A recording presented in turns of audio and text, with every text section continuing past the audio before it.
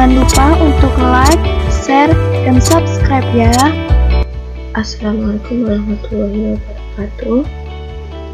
Baik, di sini Ibu akan menjelaskan mengenai organ-organ pencernaan manusia.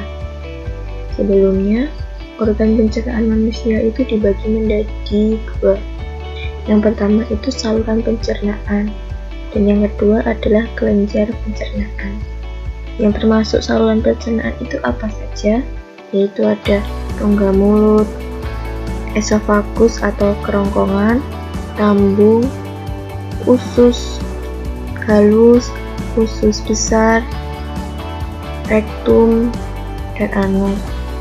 Sedangkan yang termasuk kelenjar pencernaan itu ada hati, kantung empedu, pankreas, dan enzim-enzim di dalam pencernaan.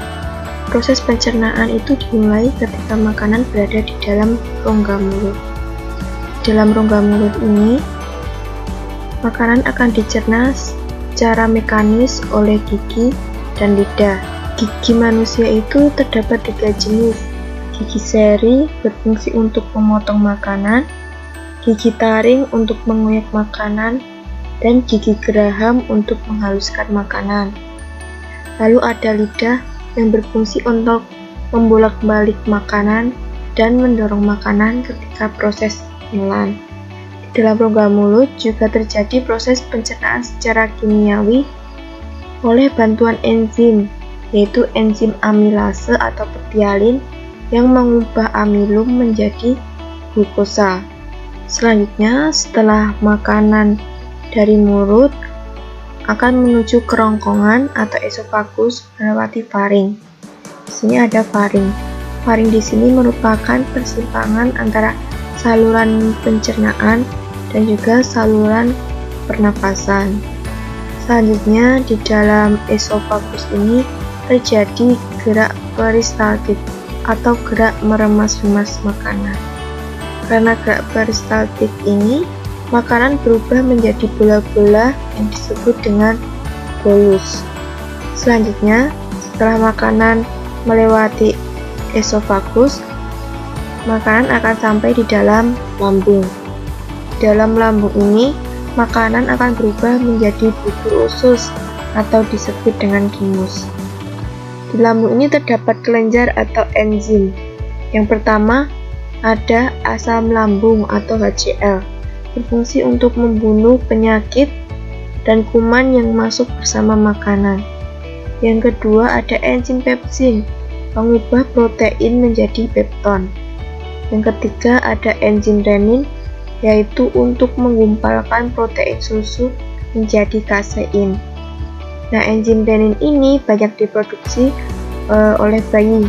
Karena apa? Karena sumber protein utama bayi itu adalah susu. Jadi semakin dewasa seseorang, maka reproduksi enzim renin ini akan semakin berkurang. Setelah dari lambung, makanan akan menuju yang namanya usus halus. Usus halus ini dibedakan menjadi 3 bagian. Yang pertama, usus 12 jari atau duodenum, usus tengah atau jejunum, dan usus penyerapan atau ileum. Usus 12 jari ini adalah tempat bermuaranya saluran empedu yang berasal dari hati dan juga dari saluran pankreas. Nah, pada hati ini, hati menghasilkan yang namanya cairan empedu, dan juga hati ini berfungsi sebagai proses detoksifikasi. Selanjutnya, cairan empedu tadi disimpan di dalam kantung empedu. Nah, kantung empedu ini berfungsi untuk menyimpan getah empedu, dan getah empedu ini berfungsi untuk mengemulsikan lemak. Sehingga apa? Sehingga dapat dicerna dengan mudah. Selanjutnya, di pankreas ini menghasilkan enzim pencernaan yang dialirkan menuju usus 12 jari. Ada apa saja? Di pankreas ini ada yang namanya enzim amilase, yaitu mengubah amilum menjadi glukosa. Lalu ada enzim lipase, yaitu mengubah lemak menjadi asam lemak dan juga gliserol. Dan yang terakhir ada enzim tripsin, yaitu mengubah pepton menjadi asam amino. Setelah makanan melewati usus 12 jari, makanan akan melewati usus tengah atau jejunum. Jejunum ini mempunyai kelenjar usus yang menghasilkan getah usus. Ada apa saja?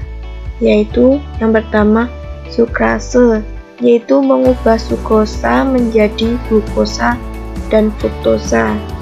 Yang kedua ada maltase, yaitu mengubah maltosa menjadi glukosa. Yang ketiga ada laktase, yaitu mengubah laktosa menjadi glukosa dan galaktosa. Yang keempat ada peptidase, yaitu mengubah polipeptida menjadi asam amino. Selanjutnya, makanan akan melewati usus penyerapan. Nah, pada usus penyerapan ini terjadi penyerapan sari-sari makanan oleh jonjot-jonjot usus dan juga silia. Nah, selanjutnya makanan akan masuk ke dalam usus besar. Di dalam usus besar ini terjadi penyerapan air dan pembusukan ampas makanan. Pembusukan ampas makanan di dalam usus besar ini dibantu oleh yang namanya bakteri Escherichia coli. Selanjutnya, setelah melewati usus besar di mana terjadi proses penyerapan air dan pembusukan ampas makanan. Nah, ampas makanan ini disebut feses. Nah, feses dikeluarkan melalui lubang di dalam tubuh yang disebut dengan anus. Anus ini merupakan lubang tempat pembuangan feses dari tubuh. Nah, itu tadi merupakan penjelasan organ pencernaan manusia dan proses pencernaan manusia.